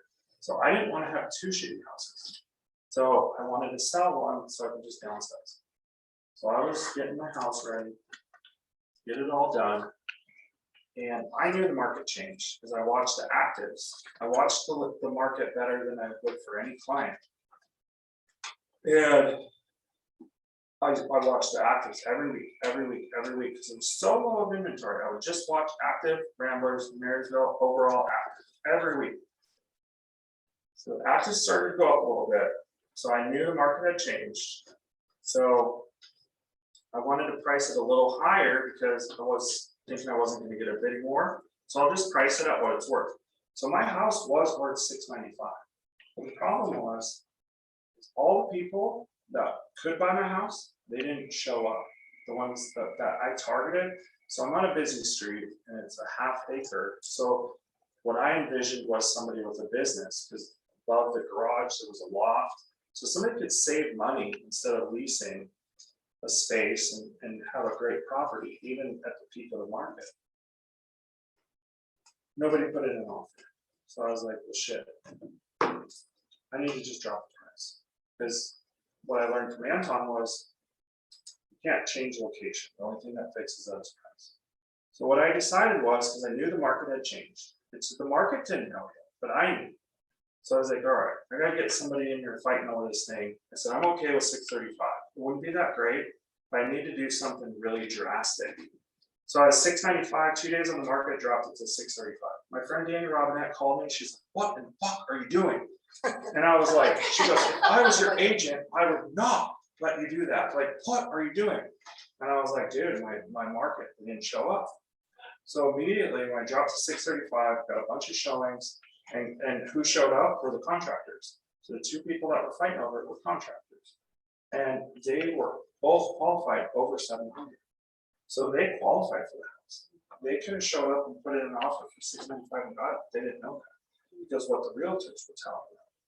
So don't try to outsmart the system is what I learned through that experience is, yeah, be an individual and work your niche, but don't go against the grain. Just go with what is happening in the market.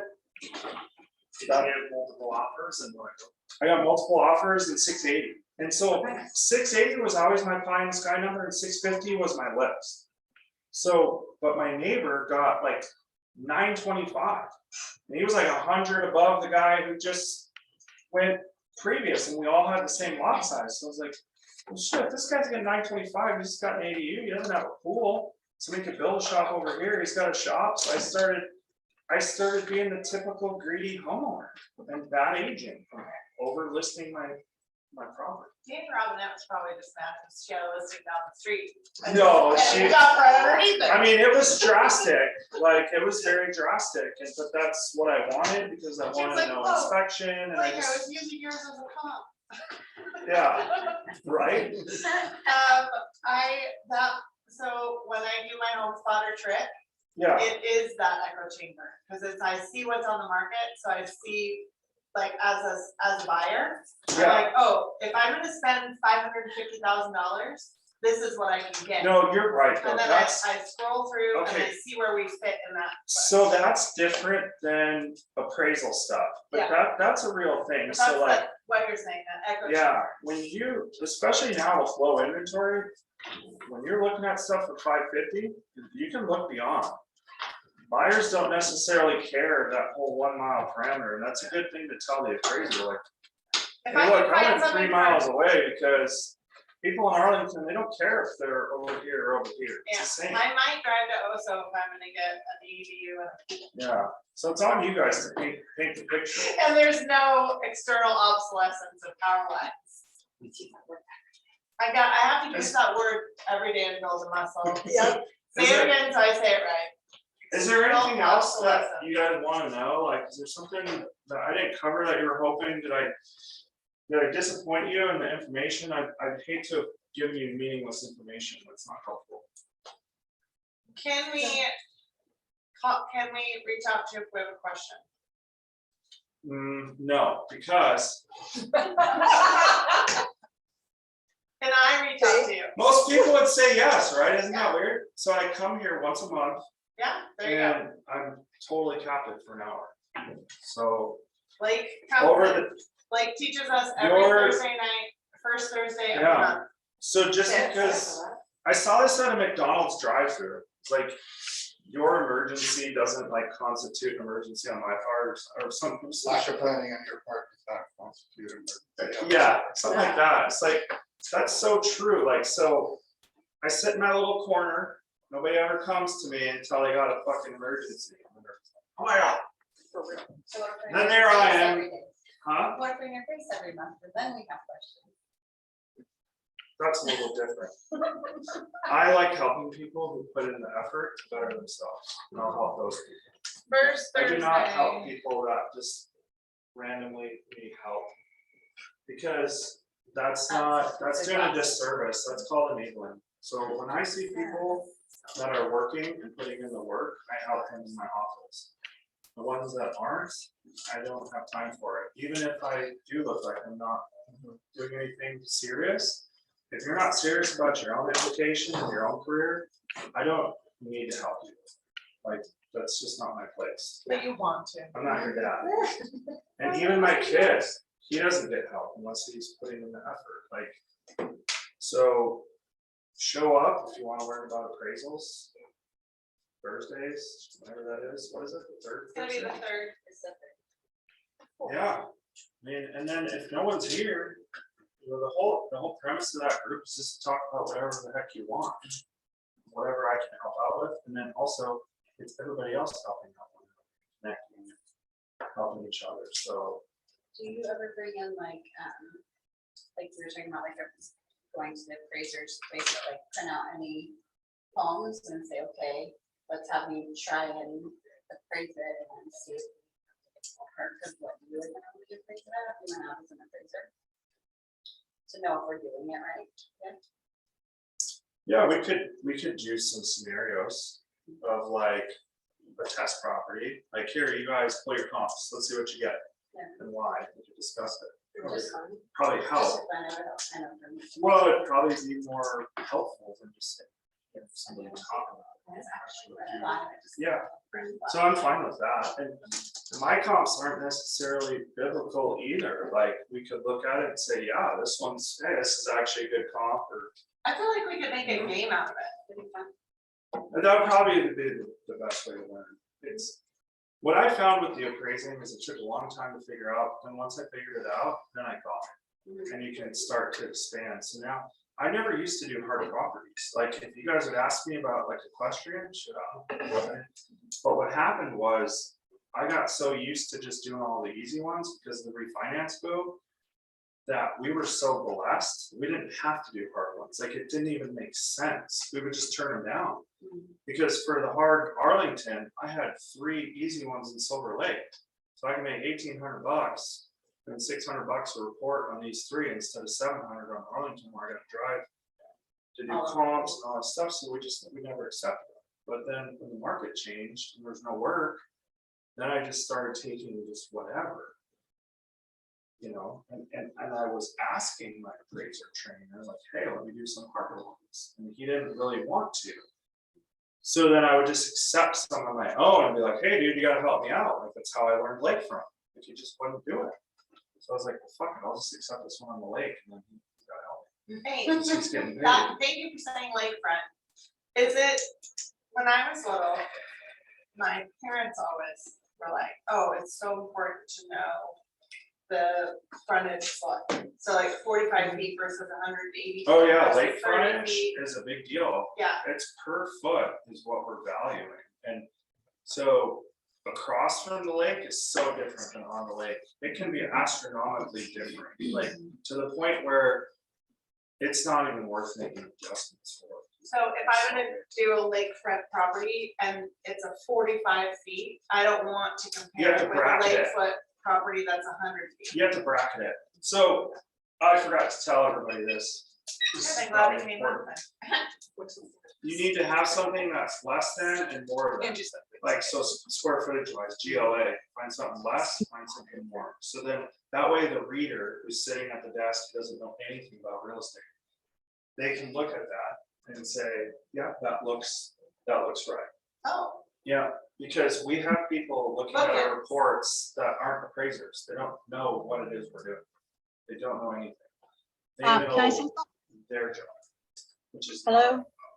So our job is to present it in a way that makes sense. So you have to bracket everything where you find a property that's more valuable, less valuable, and you're sandwiching it in the middle. Then that person can look at it and say, yeah, this looks reasonable, and it moves along. They have all this software that is terrible at times and also good at times. so if I have a property that's That like is checking what we're doing. $1 million lakefront property that's got 100 feet. I wanna find one that's like 1.1 million. Could be 101 feet. And Yeah, a little bit 99 more feet, and then that a would little bit bracket it. less, yeah, Yeah, you gotta bracket the lake frontage. so like. And 80 then feet powerboat and lakes are 100. generally higher than non-powerboat lakes. So, Yeah. you know, you're gonna wanna, you know, stuff like on Grand, sometimes to get your bearings, you're gonna wanna go back maybe 3 years to figure out what the hell is going on. Okay, Like Grand and Everett, it's very difficult. Because you start to go away from Grand and the prices are significantly different. It's like And there's 145th some, and there's some Seattle different and Green Lake. properties. Yeah, 80th and yeah. 85th and Green Lake and There's- 145th. Yeah, there's different properties there. And I've seen people list stuff at Queen Anne that if you didn't know what the hell you're doing, you could underprice it. Like I did one that was, I appraised it was like 3.4 million, but if you weren't careful, you could easily think it was 2. You know? Because they really redid everything, you know?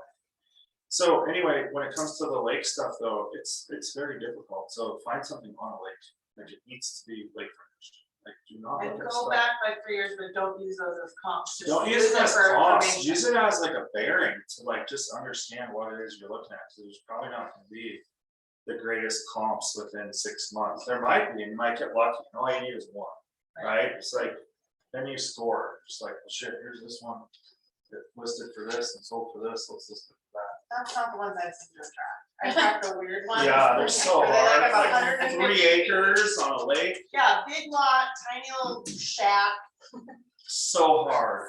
it's like, oh, So it's like hard. vacant land, except that has plumbing. Yeah, Maybe. yeah, they're very difficult. So that's about it, and, you know, you guys keep in mind, I don't know it all, I'm still learning just like you guys every day, so. I only know what I know, I continue to learn, and just because I do something doesn't mean that another appraiser is gonna do it that way. So that's the other disclaimer that makes this really hard. But if you're using this factual information that I'm giving you, you're at least providing the basics of what it should be, which will put you in a way better position than the agents. There's agents that have been doing this 30 years that don't know anything like that. You know, and I think at some point, some of them, they just, at least for me, I never want to get in a position where I think I know it all, because I literally know nothing. Like, I can constantly be learning, things are going to be changing. I've been in the business for 30 years, they haven't went through the boom we just went through. So I don't care if you've done 30 years, there's always something to learn. So, you know, you guys showing up, trying to learn some of this stuff that says a lot about you, or just like, shit, I want to learn something. So don't ever lose that, because things are always changing, and it'll get easier. So then once you guys kind of know how to do it when it's harder like this, when the volumes start to pick up a little bit, you guys will be like pulling comps like nothing. Like I can pull comps in literally 3 minutes on some properties. I can pull all 6 comps in 3 minutes. Definitely a muscle you have to build. Yeah, and so the other thing, she talked about BPOs. If you guys are bored, I don't know how you do BPOs, and it's not worth it financially, but knowledge-wise, it's worth it to go do BPOs, because you're gonna do basically what we're doing, but you don't have as much authority to do different stuff, but you're gonna get used to pulling the right comps. A BPO is a broker's price opinion. Yeah, it's very similar, it's just, I get paid way more. You can Google it and look online and you sign up through different things. Yeah, so if you're slow and if you're newer and you're wanting to learn, I would do it. It's definitely practice, but you can even do it to practice, right? If you don't have a listing going on, Yeah. I always say drive by a house, take a picture of it, get the address, look it up, and try to price it. Yeah, Right, even if you don't know the people looking there, we can look up the house, the people, all this stuff on Realist. And you can price any house, price your house, price your parents' house, like, do ask people that you know if you can practice on their house. I think it's just a really good opportunity to practice, yeah, but I loved, but you have a different, so coming from the appraisal side is so different from how we see things. yeah, And knowing that there's quality and condition, those 2 things is gonna change the way I think I look at when I'm pricing stuff. yeah. If you got grandma's house, you gotta find grandma's house. Yeah. Because the appraiser's gonna find grandma's house. They're not gonna find all these better ones and adjust down. Yeah, well, I told you, I have Yeah. PTSD from that tri-level. Yeah, And then I also had the one I had, that's had the cat, bobcat living in it, was also right next to the power line. On 5 acres, Yeah, it was well- 6 acres in Arlington and no shop, so Yeah. no shop, by the power line. and yeah, shop. so shop is a big deal, acreage, don't have something on 5 acres and your place is on 1 acre and all your comps are 5 acres, you just ship it back. Don't do that, that's What bad. if it's 5 acres unusable, only 1 acre is usable? Yeah, so then you could, Like 1 acre is usable, the rest of it's so small. for your subject, Yeah, who cares, don't point that out, you got 5 acres. oh, no, But not if- for myself, I'm saying for like a comp, I can't find any comps and like this one has like a swamp. So then in that case, what you would say to the appraiser is, hey, I looked at that one and that stuff's sloped and it says it's 5 acres, but it's not usable, so it's more similar to mine. That's what you do. Yeah, so you just said slope, so my house is, I have 20 acres, Yeah, but I live on a 250-foot cliff.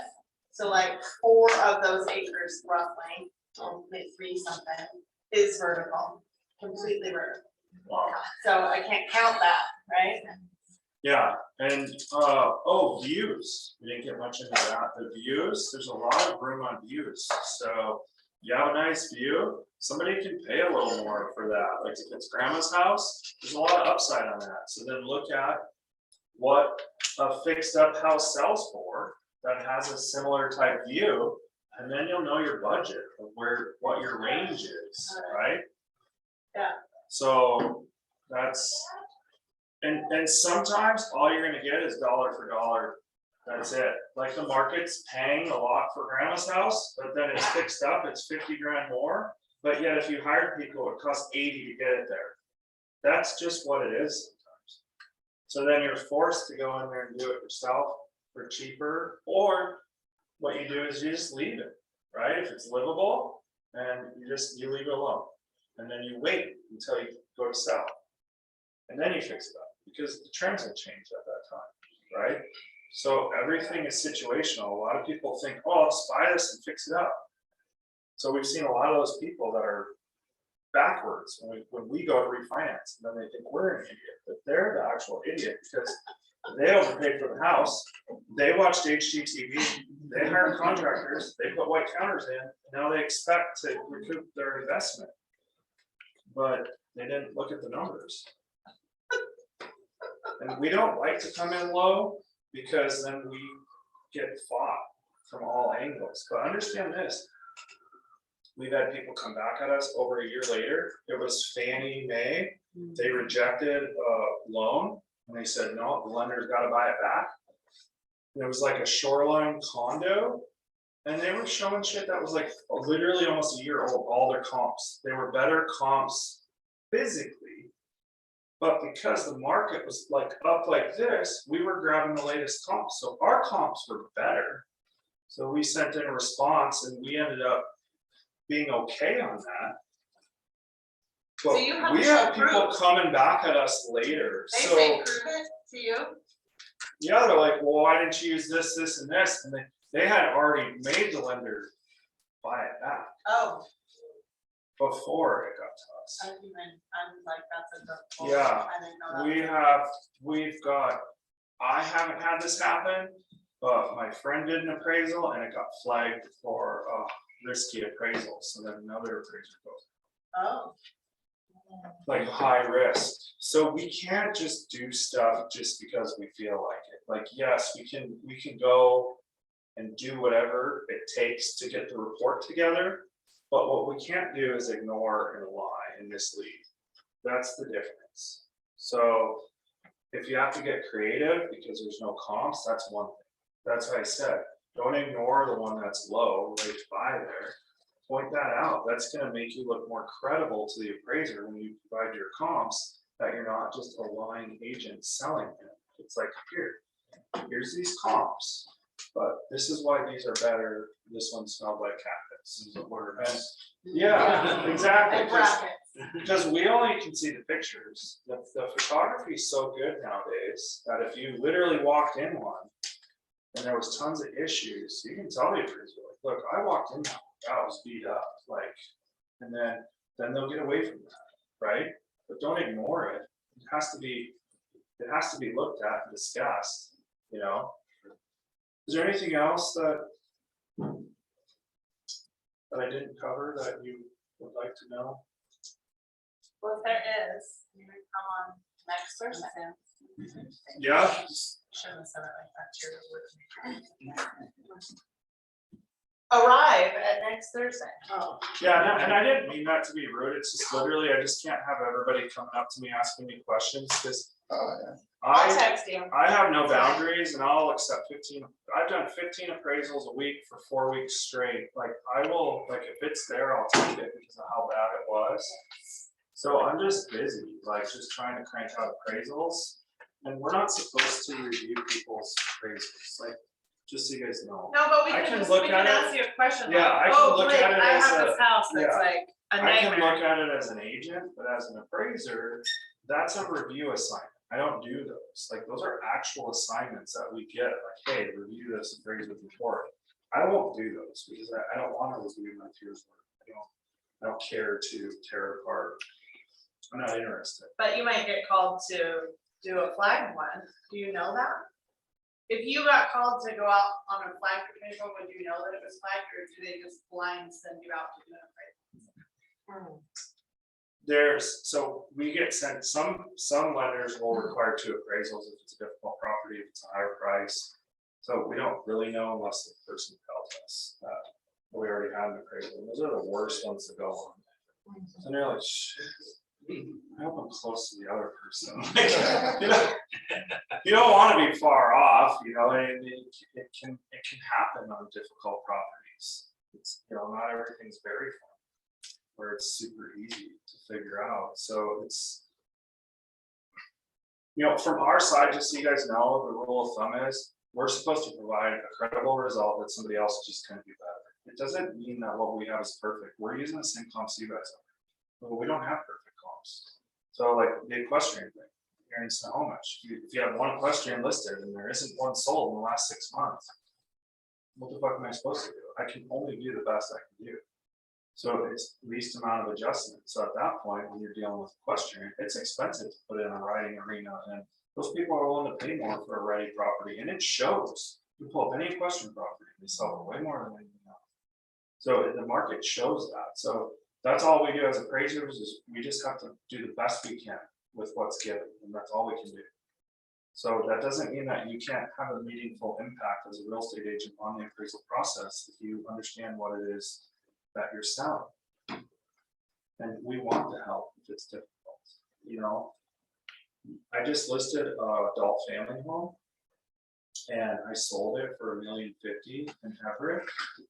And my appraiser trainer was, how the hell did you get $1.05 million for a Rambler in Everett? I was like, just gave the guy adult family home comps. Like, I literally just teed it up for him. And he would have screwed it up. I like And the then- tee up thing. I wanna know. 'cause Yeah, so what I did sometimes was that this. works and- Okay, so this is a 6-bedroom house, it was adult family home, and I know that it's not very common. So what I found in my research of doing it was, these people get like $9,000 a freaking bed from private care, it's like $4,000 from Medicaid. It's not a typical house. So what I did was I pulled all Ramblers in the whole county and just gave them to the appraiser. I was like, here, dude, it's adult family home. It's not like a regular house. It's a licensed adult family home. And it came in at $1 million. And I knew that we'd have some appraisal issues, but the buyer agent didn't think we would. He goes, oh, no issue. So when we were in the negotiating stage, my sellers wanted more money for the house.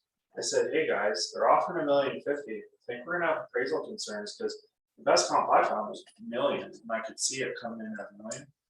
And so I was like, well, I said, why don't you guys just ask for 50,000 AD, then you're covered on your $1.05 million. And then you don't have really any concerns. I said, pushing the price up isn't really doing any good. And sure, it came in at $1 million. But you know what? This appraiser, when I told him what I did, gave him the comps, he goes, oh, I didn't even think of that. For like searching, or like, he would have totally effed it up. He'd have pulled just regular Ramblers, and I would have all kinds of issues. So I just took the offense on it, you know, and it worked out. you So, know? so Colleen, ring Molly, I'm gonna set an appointment for appraisal. Set an appointment for appraisal. Call me. Ring. Hello? Hi, Molly. Yes, hi, Hi, oh wait, am I the appraiser or am I the agent? you're the appraiser. Oh, yeah, this is Blake. I got assigned your appraisal at 123 Main Street. Oh, awesome, How's it going? good, when are you gonna do that, when do you think? I've got a tight schedule, so I'm gonna be out there, I'm thinking Wednesday at noon. Can you make that work for me? I think we can, Alright, perfect. I can block some time out for you. Hey, what's a good email for you? I wanted to provide some comps that we use to price it. Oh, yeah, absolutely. Would that be good for you? I don't even ask that, just leave it at that, because Just- the silence. No, that will be Let good them for you. respond. Okay, Yeah, don't say, well, that'd be good for you, just say, hey, what's a good email for you? I wanna send you the comps that I use to price this thing. And then Okay. shut up, just like trying to get an appointment. See Okay. what they say. Like I said, if you don't provide an email or an asshole, you already know that. So then you've gotta navigate that. Now you know you got an asshole appraiser that thinks they know a lot. So then you've gotta decide, is this an easy one or a hard one? If it's a hard one, then just say, hey, look, man, this one's a little bit tough. And I know that you know what you're doing, I just wanna help you out, provide some value. This one's on 5 acres, had to go out 5 miles, I just wanna provide some stuff, you know, that we use. And then they should go for it. Right. And then if they don't, then they are a bad appraiser. I had a guy do that on my particular residence in Everett. He was a bad appraiser. That's why I got into appraising. And what's weird is that guy's friends with some guy that I worked with What do you do when you get about appraiser? So like with VA, the nice thing about VA, if there's a 10% change, you can go to regional. So you don't even have to go to the A-hole appraiser. So he was so off on my house on Grand that he was beyond 10%. I went to regional and presented my case to the regional VA. And so I won, and I was an agent. I had only done classics. So I'll provide a little bit of value for how to fight appraisals. This will help you a lot. You have to have empathy, right? So it's that. Is it Andrew Carnegie? What's that book? Dale Carnegie. Dale Carnegie. If you read How to Win Friends and Influence Others, there's a portion in there where he talks about kind of start with the good, then the bad, then go to good. Do the same thing with the appraisal. So I always empathize with the appraiser, hey, I know you're probably busy, and I really appreciate the work you did on this file, da da da da da da. Grease the wheels a little bit, right? Then you can go into the actual body of point out some good things that they did. Maybe hey, this is a really difficult neighborhood. I know you're super busy, and at first glance, it looks like this property could be worth $350 because the 3 houses around it sold for that. However, I walked through all those houses, and this one had wall heaters, and this one had this, had that. Point out some things that were maybe your house had new forced air furnace, and just point out look, I know you're not necessarily making all these adjustments on heater types. However, our house is more energy efficient. It's got newer windows. So even though it kind of looks the same, we've got newer siding and we painted. And these ones were a little rougher. So we went a little further out in the boundaries and found that these conditionally matched better. And so this is why we felt that these are better comparables. We'd like you to consider these and then follow it with something good. Say, hey, I really appreciate you looking into this and taking the time to review this material. And hope you have a good day, something like that. Would it be an email or phone call? Email. Okay. Yeah, I mean, most of them are gonna want it's gonna be a formal thing where it comes down to comps. So where a lot of agents make the mistake is they're gonna complain about the adjustments the appraiser makes. Oh, the bathroom's this, or the garage is that, or you're not gonna get anywhere on that. You're fighting on the comps. The least amount of adjustments are the best comps. So if you can provide better comps because that appraiser just flew through it, you really have a good shot, right? So that's kind of my advice on that. I've successfully challenged all the appraisals that I've taken on and challenged. I won't take on and challenge one that I can't win. I'll just look at it and be like, yeah, that's it. It's kind of the end of the road. There's really nothing to do there. I can kind of see that. And that's what you guys want to do too, because the initial knee-jerk reaction is for agents to just attack. So what you want to do is just look at the report from kind of a neutral perspective. Look at the comparables, right? And see if you actually have better ones. And if you do, then kind of make your case from there. It'll work because they want it to go away. And the appraiser will then realize, oh shit, I made a mistake. Oh, he's right. There's this and this and this. We've changed the value several times. The trainer that I worked with, we changed the value a bunch of times. It's just, you can't act like an asshole. It's gonna turn the person off. And if you don't really have a valid case, you're just gonna shove you to the side. But if you just present it in a way that is reasonable, you're gonna really benefit from that approach. So the first 2 sentences, Yeah, because the Keller Williams agent that freaked out on me for this FHA one, come to find out, she had only been in there when the tenant was there and hid a bunch of stuff and barely even seen the property. So she just attacked me. And it was just there was a soft spot on the floor that I could have stepped through with my fat ass if I just would have jumped. And then that spot lined up with outside, so obviously there was a leak at the chimney. Because the chimney part had rotted siding, and inside, I took my measure from the outside and the inside. I was just trying to be helpful. And I was just like, hey, look, it lines up, and it's probably leaking up there, because you can't have a rotted subfloor because there was a leak for a day. That had been going on for a long time. So I was just trying to be nice and said, hey, I got no way of knowing if you guys fixed that up there, but you might want to look up top, because that's probably where it's leaking. And there was all kinds of issues with this house, but then once the lady realized that it was legitimate, then she kind of came clean. So it would have been way better to be like, hey, gave it a shot, like, as opposed to like yelling at me like I'm an a-hole, because I spent an hour and a half on that inspection, which should take 30 minutes. And the whole time I was sitting there thinking, what kind of a person takes FHA on this? Like, is this person new? And they weren't new at all. They were like super experienced. So we don't want to be out there calling stuff out. I get paid the same amount. I get paid my fee no matter what. Like, so I want to get done with it. And it's going to be the same for every other appraiser. We're not paid by the hour. We're not paid to like make people's days miserable. We don't get paid to go reconsider values and go look at stuff. So if you're appraiser. Yeah, and at the same time, you guys, keep in mind, I want to differentiate this. This is the last thing I want to say.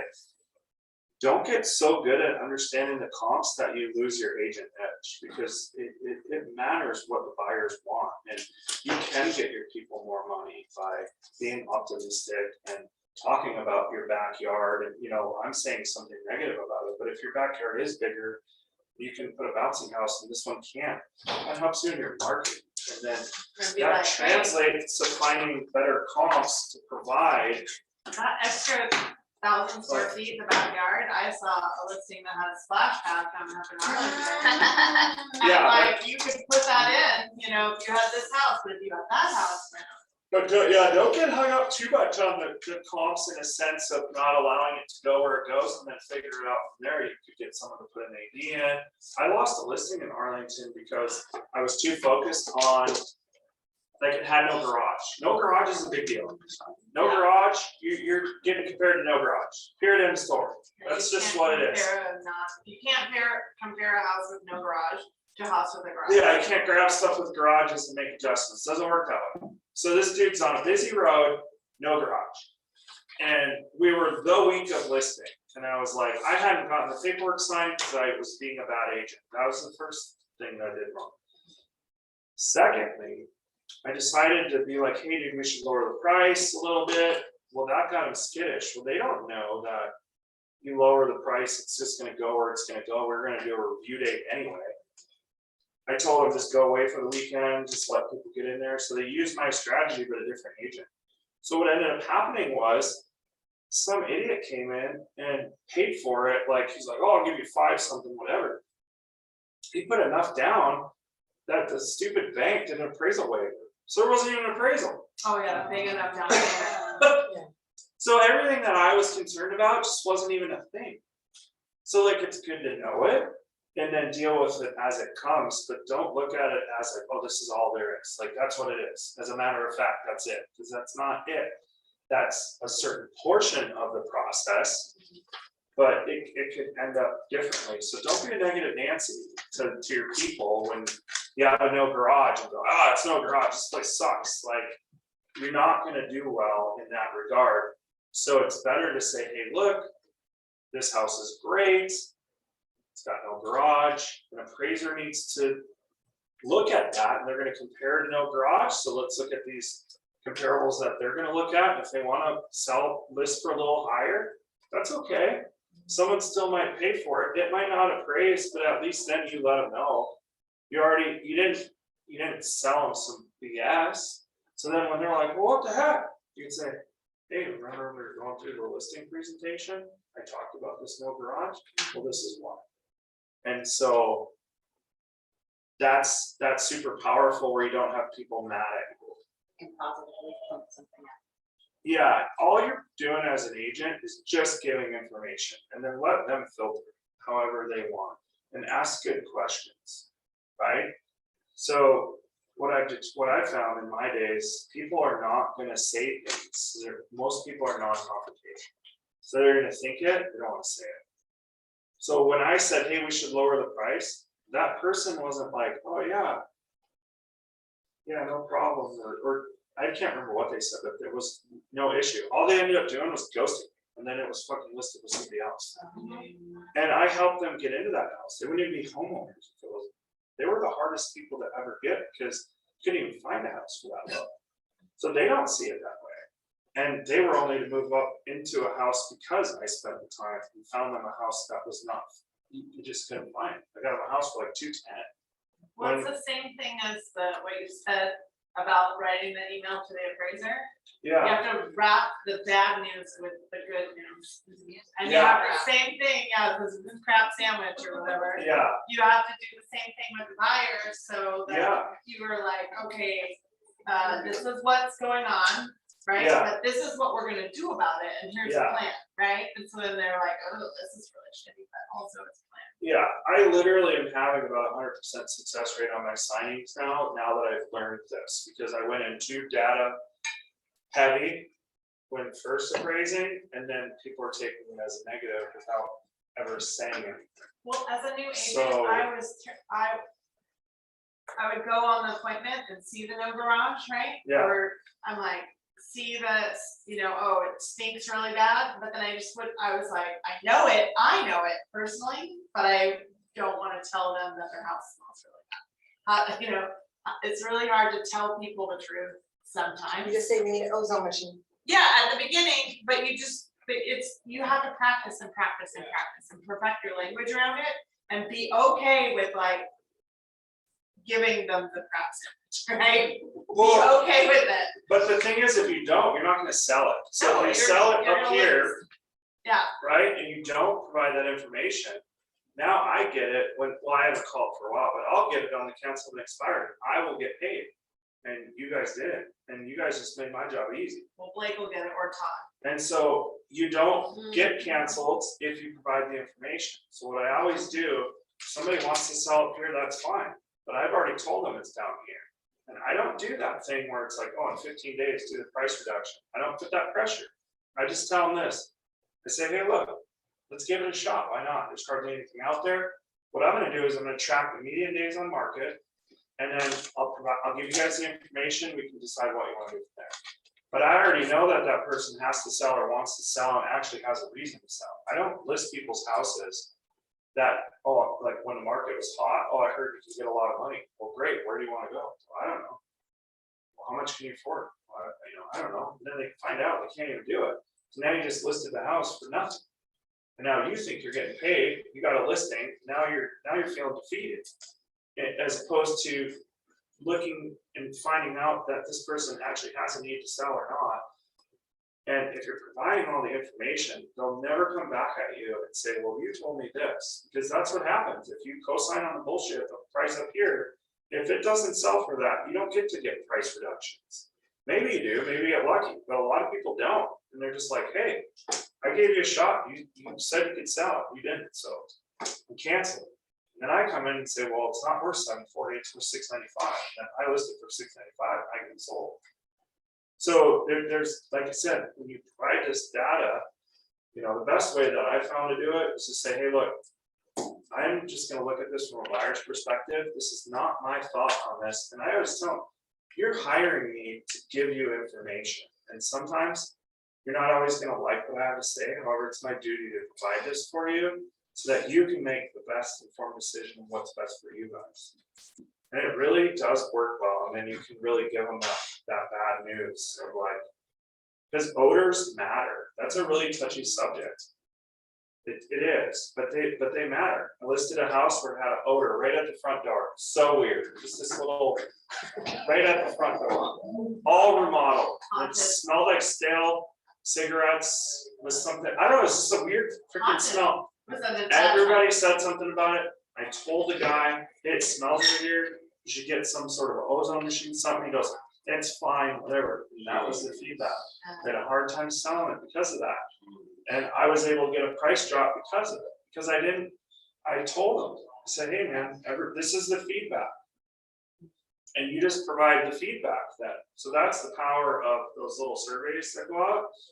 And then you do a survey at your open houses. I think Ben Kinney has one, like they have this cool colored one that I'll bring it next Thursday and I'll leave some because they're really great. Because then you're getting feedback for your sellers. So if you have an overpriced one, they're like, oh, I'd pay this, I'd pay this, I'd pay this. And it's like condition, this, that, and the other. And now you're not the one giving the bad news. You just emailed. Here's the feedback from the buyers, and then now you're not the bad guy. Well, it's nice to have an open house, but we have the one on showing time. Yeah, If you're signed up for showing time, you can always fill out the feedback. Yeah. Because I use that all the time, because then I don't ever set it up for feedback to go directly to my client ever. I copy paste it, take a screenshot. and send it to them. okay, I'm wrapping up. yeah, sorry. That's okay, it's 1:05. I just want to wrap up and say, I just got in my, thank you, Blake. Thanks, I Thank you, appreciate it. Blake. We'll see you on Thursday too. I just got in my, inbox the new MLS app. So download the MLS app, I'll put it on the Facebook group. And, you'll be able to click the link to it and then you put your, stuff in, but I'm kind of excited to look at it. Yeah, that's awesome. So no more home farm? Well, I don't know, I use Home Plotter all the time, it's like that's my thing, I guess. So, for all my stuff, but also, I'm gonna compare it, we'll see, That's cool. but I just downloaded it, so. So home slaughter's not going away. I don't think so. Well, wait, that's MLS too.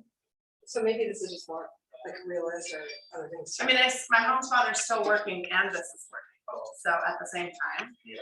I'll let you know if they're gonna merge them, I don't know. But this looks pretty cool, I mean, we'll see. Take care. Anyway, the other thing I wanted to say is, Angie won our red sheet.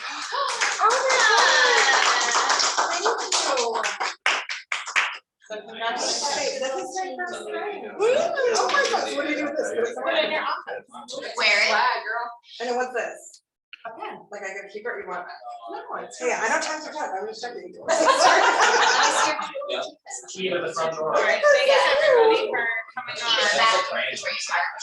So, yeah.